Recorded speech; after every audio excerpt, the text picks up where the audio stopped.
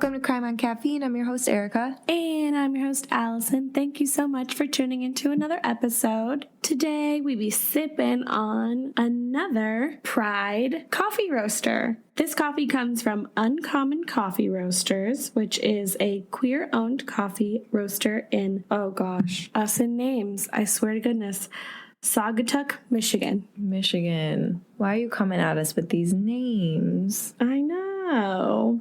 I'll tell you how to pronounce it. Saugatuck. You did it! I did it! We are drinking the very cleverly named Pride Blend. Uncommon Coffee Roasters says that they take pride in offering a safe space for the LGBTQ plus community to gather at their cafes. They also donate monthly to the Ali Forney Center, which was founded in 2002 in response to the lack of safe and culturally competent shelters for LGBTQ plus youth in New York City. Yeah, wonderful company, great stance, and I love to say it, great coffee. Really good. Round of applause. I hate to say it, I really do. No, I'd love to say it.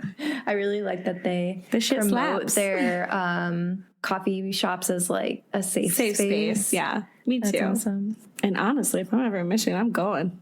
I like this coffee. Let's go. Shayna, let's go to Michigan. Shayna, we're going to Michigan. Visit your family. All right, so welcome back to part 2 of our Pride Week episodes. So my episode's a little different. It's focusing on 2 individuals or 2 cases that came together and kind of changed our country for those affected by hate crimes. Yeah. Wow, this is good. Yeah, so we're going to talk about 2 men, and before she starts her case, I just want to say thank you so much for continuing to support our podcast. It means so much, and just keep it the frick up. Yes, thank you so much. Keep sharing us like on your stories or like DMing stuff to friends, telling your friends about it, telling your coworkers about it, telling your family about it, tell your hairdresser about it, tell your dog walker, everyone. Your grocery store ladies, your deli counter people. Just literally anyone you see on the street. It helps so much, and we really appreciate you guys. Scream it from the mountaintops, people. Crime on Caffeine. Put us on blast. All right, so Matthew Wayne Shepard was born on December 1st, 1976 in Casper, Wyoming, to Judy and Dennis Shepard. He also had a younger brother he was very close to. His name was Logan. He was born in 1981, so they were like 5 years apart. So as a child, Matthew was described as being a sensitive, soft-spoken, kind young boy. He was super nice to all of his classmates, but he was bullied a lot just because he was like really, really tiny. And he was also teased for not being athletic. He didn't play any sports. He was really small, didn't care about him, but he was really interested in politics. He developed a strong interest in politics like at a really young age. Cool. And so from then, that was like what he wanted to do with his life. His father described him as an optimistic and accepting young man who had a special gift of relating to almost everyone. He was the type of person who was very approachable and always looked to new challenges. He had a great passion for equality and always stood up for the acceptance of people's differences. An angel. So he went to public school in Casper up until his junior year of high school, which was like 1994 when his family moved to Saudi Arabia. Saudi Arabia? Yeah, his dad worked in oil safety engineering. Very smart family. Yeah, no, they were a very smart family. They were pretty well off. They had a good thing going. So he completed high school at the American School in Switzerland. While he was there, he studied German, Italian, theater. He loved music and fashion. And then his senior year, he went to Morocco with a bunch of his friends. It was like senior year trip. And on this trip, Matthew was mugged, raped, and beaten by a gang of locals. Oh my God. People think that they just might have gone after him because he's really tiny, so he was kind of like an easier target. At this point, so he was a senior in high school. He was 5'2" and 100 pounds. Wow, okay. Yeah, he was little. And the people who did this were never caught. But this messed him up, which, I mean, like, that would mess anyone up. Of course. So he started going to therapy, but he was still really messed up from it. He was constantly having, like, flashbacks to the trauma. He was having panic attacks, nightmares, everything. He then went on to experience depression, paranoia, anxiety, and suicidal ideation for the rest of his life. He was hospitalized a few times for this, and his friend said that the trauma that he went through most likely contributed to his avid drug abuse in college because Yeah. I mean, obviously he didn't start until he went to college, which was all after this while he was dealing with that. So kind of makes sense just because of where his mind was at. Right. So he went on to study theater at Catawba College in North Carolina for a little bit. And once he started college, he also came out to his mother, but she was like, yeah, I've known forever. We good. We good. Like his family loved and accepted him. Like, I love that. yeah, it was great. He then moved to Raleigh for a brief period of time, only to move back home and attend community college at Casper College. When he was there, he met Romaine Patterson, and they became really good friends, and they ended up moving to Denver, Colorado together for a little. He didn't go to school there or anything. He just worked a bunch of part-time jobs.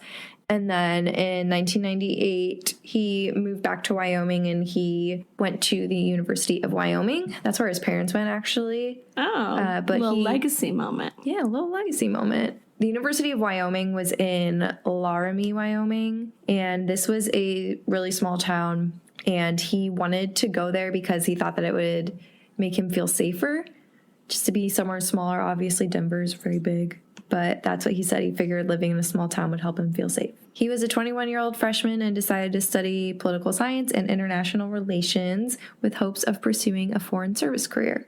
So, like, this dude was badass, and he was smart. I was about to say, like, smarty. he could have done some things. It's so upsetting. He was super active on his campus. He was described as polite, thoughtful, a great conversationalist. He joined the LGBT Student Alliance there. He was super involved. And then on October 6, 1998, he was meeting with his other friends that were a part of the LGBT Student Alliance as well. And after he wanted everybody to go to the Fireside Lounge to get a drink, but nobody really felt like it. I think it was like during the week, and they were all just like, no, I'm going home. But he still wanted to go, so he went. He was just chilling, drinking a beer. Okay. And he started chatting with these two men. They were the same age as him, and they were like roofers. We know about that in this house.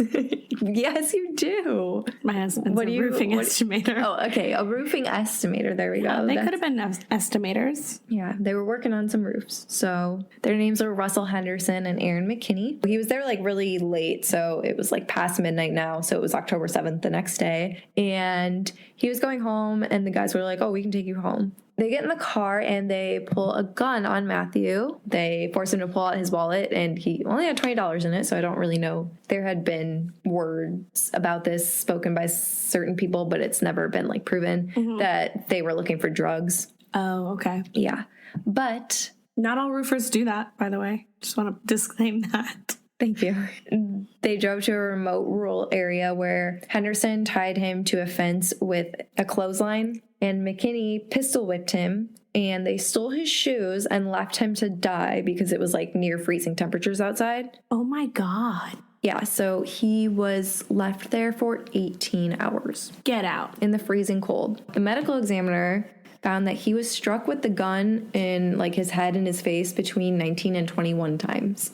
That's how many times Aaron McKinney pistol whipped him. Well, no, sorry, I'm processing. Like, oh my gosh. I also forgot to mention that he's not dead. So he is in the hospital. He's like unconscious. He's in a coma for 5 days. Oh my God. His brainstem was crushed. So like your brainstem, he couldn't regulate his heartbeat, his body temperature, nothing. Like his skull was fractured 4 times. Then, like I said, he was unconscious for 5 days before he died on October 12th. He was 21 years old. That's devastating. 21. So devastating. Especially this kid just had like, such a bright future. He was so smart. And just like a good person from a good family. He wanted to change things. He wanted to do things. So a couple things about this hospital visit. It was here right before he died that his parents actually learned that he was HIV positive. So I don't know if he knew. So that must have been heartbreaking on top of everything that was going on. They said that his face was so bloody, the entire thing was covered except for tear streaks. I literally even cried at that. Like, stop. I know. So oddly enough, he was actually in a hospital bed down the hall from Aaron McKinney. Mr. Pistol Whip, because after they left him to die, they went back to that bar, the Fireside Lounge, and they got in a fight with two, I think they were like teenagers. And he had a hairline fracture from the fight that he got in. That was just a couple hours after he thought that he killed Matthew. No, he said, let's go back to the bar. The police arrived at the scene of the fight and arrested Henderson. And then they searched McKinney's car only to find the bloody gun, Matthew's shoes, and the credit card. So, like, things were happening fast that night. Yeah, that was quick. Thank God. I'm glad that these guys are stupid. According to Albany County Sheriff Officer Dave O'Malley, Henderson and McKinney came up with a plan while at Fireside to pretend to be gay and rob Matthew. That's so... So when you're trying to come at someone with a hate crime, there's where you lose your defense. He said that the only time he'd ever seen that dramatic of injuries were in high-speed traffic crashes. He said, where there was just extremely violent compression fractures to the skull. Like, he'd only seen that in, like, the worst car accidents he'd ever seen. A teenager was riding a mountain bike and he saw his body and he thought it was a scarecrow that was out for Halloween, literally. Because it was like he was hanging from the fence still. So he called 911 and Officer Reggie Flutie was at the scene. Initially, McKinney and Henderson were charged with attempted murder, kidnapping, and aggravated robbery. But as we just discussed, Matthew died and the charges were then up to first-degree murder, making them eligible for the death penalty. And death on death penalty. They tried to get their girlfriends to cover their alibis, and the girlfriends ended up being charged as accessories because they were lying. Detective Ben Fritzen testified that Kristen Price, who was Aaron McKinney's girlfriend, she said that McKinney said that the violence towards Matthew stemmed from how he, quote, felt about gays. Like, he literally admitted that to her. So I think it's pretty clear that, very clear. It's McKinney, a hate crime. yeah, and I think McKinney was kind of like the ringleader, and Henderson was just kind of like the, I'm going to go with you and do what you say kind of thing, like kind of like the submissive one. McKinney even was the one who told Henderson to tie Matthew up, so I think he was calling the shots here. Yeah. But that doesn't mean that he's innocent. They are both equal halves to this disgusting whole. And in April 1999, Henderson ended up cutting a deal and ended up pleading guilty in exchange for 2 life sentences instead of the death penalty. And he had to testify against McKinney. He tried to say it wasn't because Matthew was gay. Okay, maybe not to you, but to someone else, I think it was. I'm pretty sure. Yeah, so then in October and November of that year, it was McKinney's trial. The defense tried to use gay panic as McKinney's defense. So they were saying that Matthew basically assaulted him because he was hitting on him, like touched his knee or something, which caused McKinney to go temporarily insane and kill him. And they called this gay panic. They were saying that, like, he literally went insane because of this. No, that's not real. That's not a thing. That's not a thing. Literally, I read that. I was like, are you kidding me? It's like if you touch my leg right now. I'm like, ah! And then you go psychotic and you kill me. What? I'm so mad. I know. It's like I'm seething. I know. That's not a real thing. No, it's not. The prosecutor said to the press, this defense is atrocious. It should not be used in any court in the United States. It gives people an excuse to harm another person. Exactly. Like, literally. And the judge agreed and dismissed the defense. He also tried to argue that they definitely meant to rob him, but never meant to kill him. And the prosecution argued that it was premeditated. It was driven by greed and violence. McKinney's girlfriend testified that they did pretend to be gay to gain Matthew's trust so that they could get him to the truck and rob him. McKinney was found not guilty of first-degree premeditated murder, but guilty of felony murder. So they were going along with, like, we meant to rob him, but we didn't mean to kill him. In which case, I don't know what it is in Wyoming, but I guess this robbery charge would have been a felony. So felony murder is when you commit a felony and then someone dies as a result of you committing that felony. Like, you didn't purposely kill them. I don't agree. No, I don't agree either, but that's what that is. But then they went on to deliberate whether or not he should get the death penalty anyway. His parents decided that this is like, You okay? Matthew Shepard's parents, I commend them. I don't think that I could ever be half the people that they decided to make a deal saying that they didn't want to add another killing to the tragedy. So he was spared the death penalty and he was given 2 life sentences without the possibility of parole. Wow. Dennis Shepard said, "I would like nothing better than to see you die, Mr. McKinney. However, this is the time to begin the healing process. To show mercy to someone who refused to show any mercy. Mr. McKinney, I am going to grant you life, as hard as it is for me to do so because of Matthew."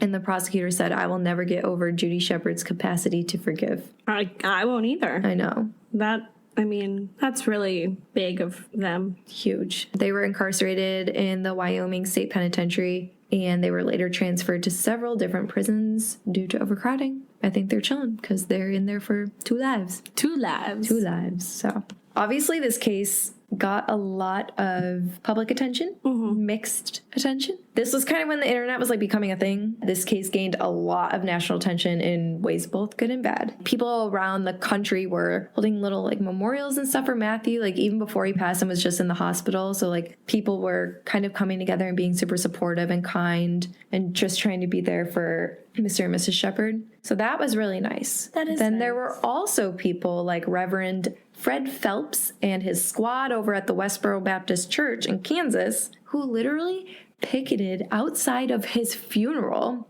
waving signs that were saying like Matthew in hell. They were the ones that began the whole God hates F slur. So they had those signs. That's like when that started. That's what started that movement with that saying. A church? I mean, they're the ones that are always picketing with those signs, but they did this outside of his funeral. I'm mad. I'm very mad. Yeah. Disgusting.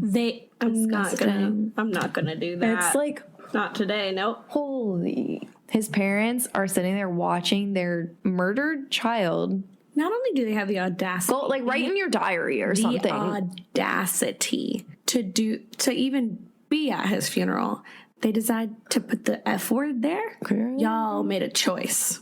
A bad choices. Remember his friend Romaine, the one that he lived in Denver with? Yes. Wait, stop. So she assembled groups that they were dressed as angels, and they would have like their angel wings, and they would circle around the protesters in an attempt to shield Matthew's parents from seeing the signs and stuff. And they called it the Initiative Angel Action. Stop it right now. I know. She's like an amazing person. She has a whole website, but she's like a really good person. That is so sweet. I know. Thank goodness for her. Seriously. And then in December of 1998, Dennis and Judy started the Matthew Shepard Foundation, which is an LGBT nonprofit that, quote, empowers individuals to embrace human dignity and diversity through outreach, advocacy, and resource programs. The initial purpose of the foundation was to teach parents with children who might be questioning their sexuality to love and accept them for who they are, and to not, push them away or treat them poorly, or, As you shouldn't. just how to accept your child. them. So in the next decade, there would be several hate crime bills put into play because of this, which is going to bring me to our next case, which actually happened the same year as Matthew's death. Wow, really? Mm-hmm. Okay, so now we are going to talk about James Byrd Jr. So James Byrd Jr. was not a part of the LGBTQ plus community. He was a black man. He was born on May 2nd, 1949 in Beaumont, Texas, to Stella and James Byrd Sr. He was the third of 8 children.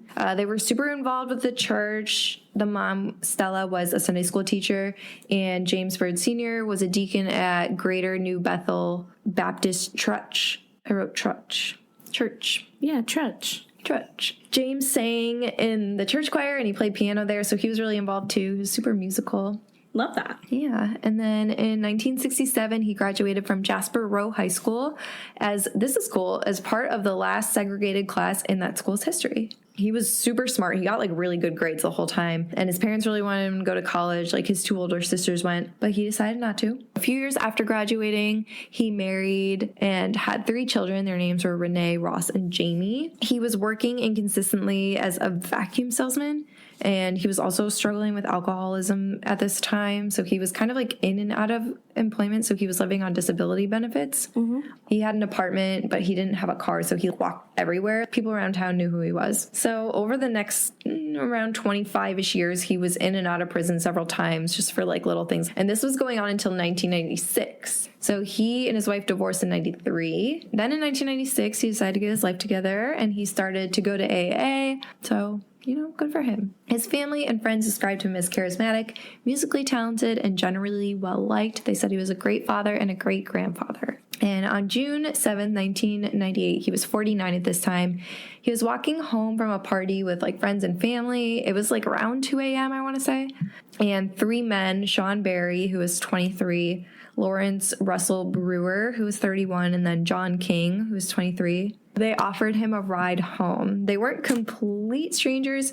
I think like Byrd and Barry knew each other just from around town, not exactly sure. But instead of driving him home, because, seems to be a pattern here, they drove him to a remote country road outside of town. Trigger warning, just because this is like pretty brutal. I don't know, this fucked me up. They beat him. They spray painted his face black. They urinated and defecated on him. And they chained him to the back of their truck by his ankles. Shut up. Before dragging him for about 3 miles. Shut. Or actually the most disgusting thing I've ever heard. You cannot defend this. No, I have no words. I really don't. Actually, I have a lot of words. I really have a lot of words to say, but I won't say them. The autopsy revealed that he was alive for the majority of the dragging, and that he probably didn't die until his arm and head were severed when his body hit a culvert. I just threw up in my mouth a little. Yeah, almost all of his. I know. Sick. Almost all of his ribs were fractured. Where's my water? So the men decided to dump his remains in front of a black church on Huff Creek Road. But then I also read some sources that said they dumped his remains in a segregated black cemetery. So I don't know if like the cemetery was what was across from the church or like, but then they went to a barbecue. Shut the. So I want to talk about these guys for a minute. I don't. 3 white supremacists. Clearly. Not that they deserve to be spoken about, but we're going to talk about them. And when I say white supremacists, like, no, they were literally white supremacists. John King was a Klansman who literally had a tattoo of a black man being lynched, among several other tattoos that represented white supremacy and racism. Brewer was a member of a white supremacist gang as well. He actually joined it with King while they were in prison. It's called the Confederate Knights of America, and they did it to safeguard themselves against other prisoners. They can eat dirt. Yeah. And that is the most G-rated thing I am going to say, because you don't want to hear what I'd like them to eat on my other ratings. I know. So Brewer was sentenced for drug possession and burglary, I want to say in the late 80s, and then he was paroled in 91, but he violated his parole, so he returned in 94. So John King, this might surprise you, but he was adopted into a very loving, happy family. That does surprise me. I know, right? Usually it's not like that. Sadly, his mom died when he was 16. He grew up around black people. Like, he went to school with them. It wasn't like he always had this hatred for them. Like, he was totally fine his whole life. Like, he knew people from school. It was never an issue. His family said that things took a turn junior year when he was arrested for burglary with Sean Barry, who is the other 23-year-old. Okay. So Sean and John were sent to boot camp, but then John King ended up violating his parole and was sent to prison in 95. So that's how he and Brewer became friends. His friends testified that they noticed him becoming increasingly racist while he was in prison. He was writing letters to them, and they just said that they were filled with just like racist things.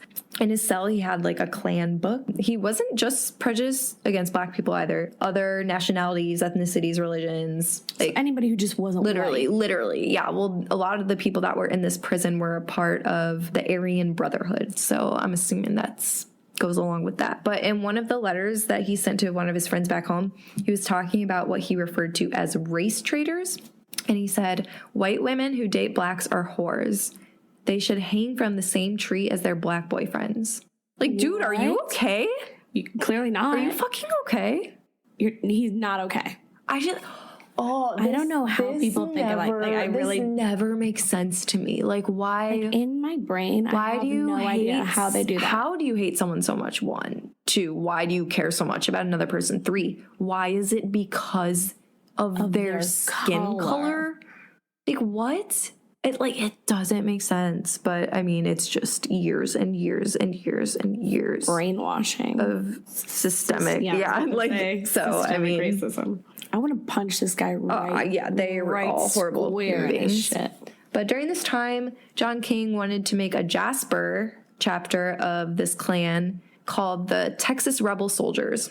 Another inmate, William Matthew Hoover, he was a member of the Aryan Brotherhood, like I was talking about. He testified that while in prison, King may have been planning an initiation ritual for his new gang that included kidnapping a black man, driving him to the woods, and killing him. Blood in, blood out. You have to spill blood to get in, and you have to give blood to get out. Clearly, what he did was planned. Yeah, that's very much so He was talking about planned. it. He was talking about it while he was in jail.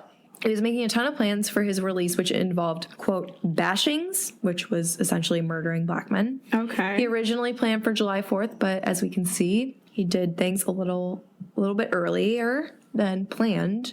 So this kind of white supremacy behavior was very common in prisons around this time, especially in Texas, because prisons weren't desegregated until like the 1980s. So this was still very fresh to them. Like, that is so crazy to me, the 1980s. I can't even think about the 1980s. Like, that was recent. So recent. Former state prison psychologist testified that an attack, which the attack was a gang rape, by black prisoners was what caused this hatred and behavior from John King. Oh my God. He said, my understanding of what turned this person around is that he was attacked. That traumatized him and changed him dramatically. No, stop. Don't go blaming his conscious choices on random men in a jail.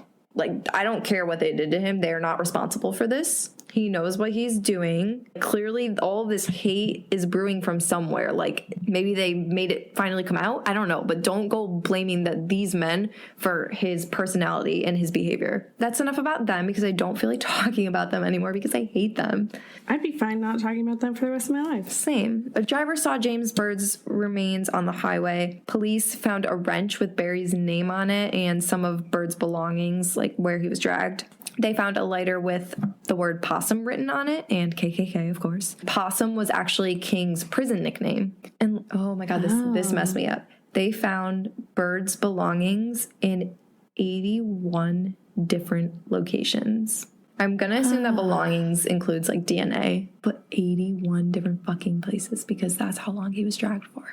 They stopped Sean Barry for a traffic violation, and the police saw a tool set in his passenger seat that was matching the wrench, which was missing from the tool set that he had. Mm-hmm. So they arrested him, and they took his truck. They found blood spatter in the truck and on the tires that matched James Byrd's DNA. They also found a blood stain in the shape of a chain. They determined to also be Byrd's, obviously. This led police to their apartment. So Sean Barry, Lawrence Brewer, and John King all shared an apartment together. Mm-hmm. They found clothes they wore the night of the murder with blood matching Byrd's DNA. They found shoes that matched the footprints found at the scenes. They found the bloody chain that they used to tie him to the back of the truck at a friend's house that they would go to play paintball at.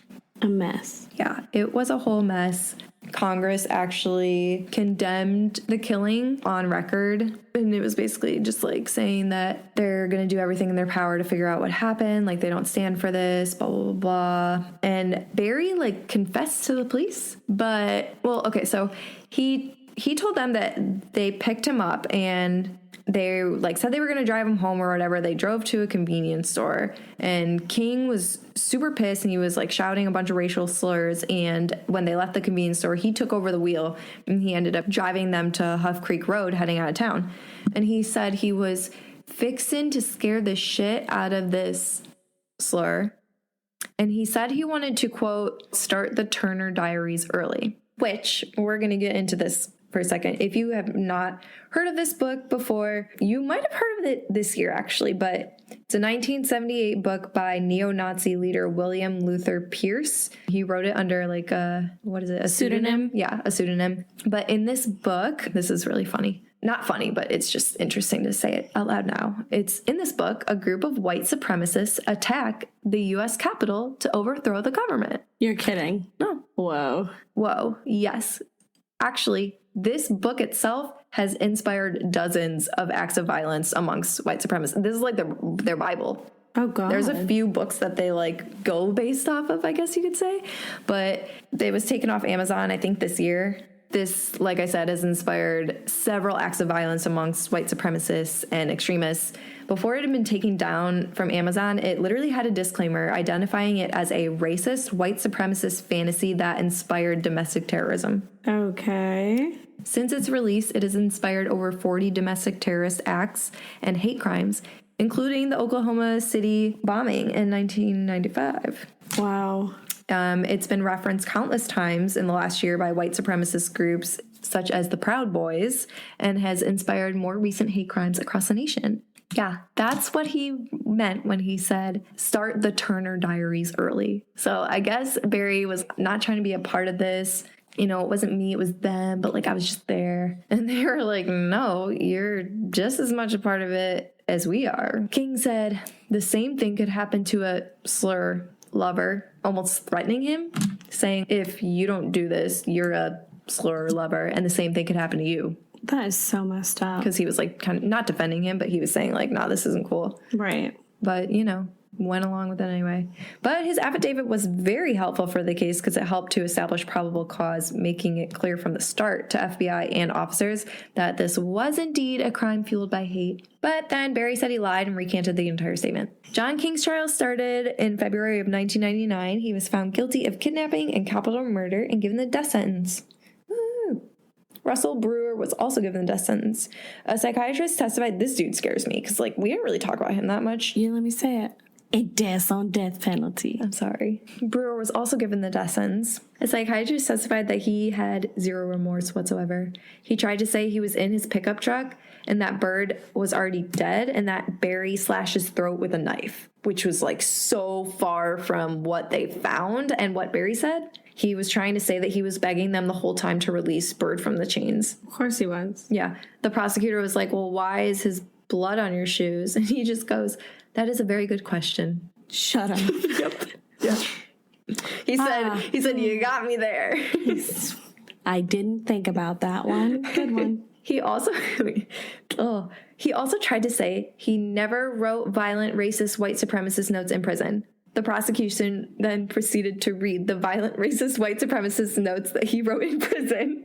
These guys really thought they did something, huh? They were like, no, I did not say that. Really? Written right here, sir. I can't. Check it out. In November of 1999, Sean Barry was sentenced to life. He was able to avoid the death penalty due to his confession and the insistence that he did not play as much of a role as the others. That's kind of how he played his defense. So he'll be eligible for parole after serving at least 40 years. So June of 2038 is when he'll first be eligible. He'll be 63 years old. He didn't have the same like racist past and motives that the other two men had. Not saying that he is any less guilty than the other men in this, just from a judicial standpoint. The other two were members of white supremacy gangs. You know, It's very obvious. It's obvious that it was a hate crime to them. Whereas while he was involved in the murder of a man, it might not have been fueled by racism. He also had his friends and family, and ultimately the jury decide that he's not a future threat to society, so therefore no death penalty. Russell Brewer was executed by lethal injection in September of 2011. The day before his execution, he expressed no remorse for his crime, and he told KHOU 11 News in Houston. And it's funny how he tried to say, like, he literally didn't do this, and he didn't have any part in this. He wanted them to stop. He didn't write racist things. He wasn't a white supremacist. But he said to the press, as far as any regrets, no, I have no regrets. No, I'd do it all over again to tell you the truth. That's good. Vile. Ugh. I wish he was still there just rotting away. I know. But this is funny, and also, like, I hate him, but so he's also the reason why they stopped the 87-year-old tradition of giving prisoners in Texas, like, their last meal, you know, where you could just say, like, you want your last meal to be this. He was the reason they stopped? Dude, okay. Before his execution, his last meal that prompted the end of last meal requests in Texas included 2 chicken fried steaks with gravy and sliced onions, a triple patty bacon cheeseburger, a cheese omelet with ground beef, tomatoes, onions, bell peppers, and jalapenos, a bowl of fried okra, a bowl of fried okra with ketchup, 1 pound of barbecued meat with half a loaf of white bread, 3 fully loaded fajitas, a meat lover's pizza, 1 pint of Bluebell vanilla ice cream, a slab of peanut butter fudge with crushed peanuts on top, and 3 root beers. When the meal was presented, he told officials that he was not hungry, and as a result, he did not eat any of it. The meal was discarded, prompting State Senator John Whitmire to ask Texas prison officials to end the 87-year-old tradition. The prison agency's executive director responded by stating that the practice had been terminated, effective immediately. Oh, what a piece of shit! I'm good. I had a heavy breakfast. I don't think I'll need all that. So then John King was executed in 2019, and their sentences would actually mark the first time there had ever been a conviction that resulted in prison time for any individual who aided in the lynching of a black person in the state of Texas. They were the first people who ever went to prison for lynching a black person. No, yeah, I heard that. No, I heard that. What? So fucked up. Texas. Yeah. You're behind. So let's talk about this case. The aftermath, the public attention it received. His family used to say that he would always say he was going to put Jasper, Texas on the map one day, like for music. They said that never did they think it would be because of his death, which broke my heart. Yeah, that's so sad. But the Byrd family did end up creating the James Byrd Foundation for Racial Healing. So the goal of the foundation was to fight racially motivated hatred through education and to ultimately bring awareness to the consequences of racial hatred and bring more awareness to crimes that were fueled by racial hate or crimes that were fueled by racism and, you know, hopefully to ultimately reduce the number of racially motivated crimes. In 2001, Texas signed the James Byrd hate crime bill into a law. In Texas, there had previously been no hate crime laws whatsoever before 2001. That's so weird to think about. I know. Wyoming had a hate crime law where Matthew Shepard lived, but it didn't protect those who were discriminated against due to sexual orientation. That doesn't make sense. They just didn't have that yet. It was Wyoming. So you might be wondering why I'm talking about these two different cases. They occurred in the same year. They were both hate crimes, but you might be wondering why I was talking about both of them together. These two cases together created the Matthew Shepard James Byrd Jr. Hate Crimes Prevention Act. So this was passed on May 22nd, 2009, and it was signed into law by Obama in October of that year. They'd been trying to get this passed for so long, like since this started happening. Shouts out Obama. The law expands the 1969 federal hate crime law to also include crimes that were motivated by the victim's actual or perceived gender, sexual orientation, gender identity, or disability. So it had all the criteria for hate crimes, but it had a prerequisite that stated that the victims of the hate crimes had to be in a federally protected activity or like environment. So it could only be a hate crime if it was committed against them in a federal location. So like if they were voting or if they were going to school. Oh, that doesn't even make sense. Most hate crimes don't happen in those areas. Yeah. They happen everywhere. Yeah. They also added gender identity to this. So the changes that they made, other than that, they gave the authorities greater ability to engage in investigations that like local detectives didn't feel like dealing with. They also gave $5 million a year from 2010 to 2012 to help state and local agencies pay for hate crime investigations. It also required the FBI to track statistics on hate crimes committed due to gender identity. The most recent crime stats that we have are from 2019, and there were over 7,000 violent hate crimes in that year alone, involving almost 9,000 victims. Race, religion, and sexual orientation were the top three motivations of the offenders. Over half were white. Just a little background at how common this is. And another thing that you have to think about is these type of crimes are not always reported. Definitely not always reported. Yeah. Just because these people are hated and hurt and killed because of their differences. They're just kind of fearing any type of retaliation or more danger. So they're not going to go to anyone about this. But if you or someone you know has been a victim of a hate crime, call 844-49-NO-HATE or 1-8554-VICTIM. We'll also have some resources posted on our website. Anyone who needs it, we're going to have all the resources. And so that is all from us for Pride Week. I can't believe it's about to be July. Again, thank you so much for listening to our LGBTQ plus spotlight for Pride Month. To everyone, again, who's out there, who is in the LGBTQ plus community, we support you, we celebrate you, we love you, and we're always here for you. Thank you so much for listening to us bring attention and awareness to hate crimes. And next week, if you are a movie buff and you're a fan of the movie Jennifer's Body, shouts out Megan Fox, then you might like this case. I know what you're talking about. Erica knows what I'm talking about. I know what you're talking about. Oh, I'm excited. Yes, I'm very excited to dive into that with you all next week. Thank you so much for listening. Please continue to support us on all social medias. It's just at Crime on Caffeine. Our website is just crimeoncaffeine.com.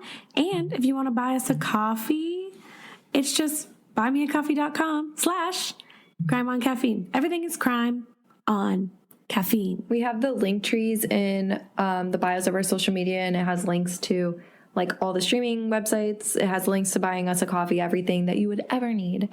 So you can go check that out. And if you guys, please, I know I say this a lot, but please send us a case. Yeah, send us case recommendations. I want to know what you guys want to hear. Like, you guys are giving us such good feedback. You love the cases. Yes. You know about a lot of them. So I know you know some other. I know you guys are true crime. You guys are true crime. And I didn't know until now. So tell us what cases you want us to do. Yes. And thank you so much for listening. We will be back next week.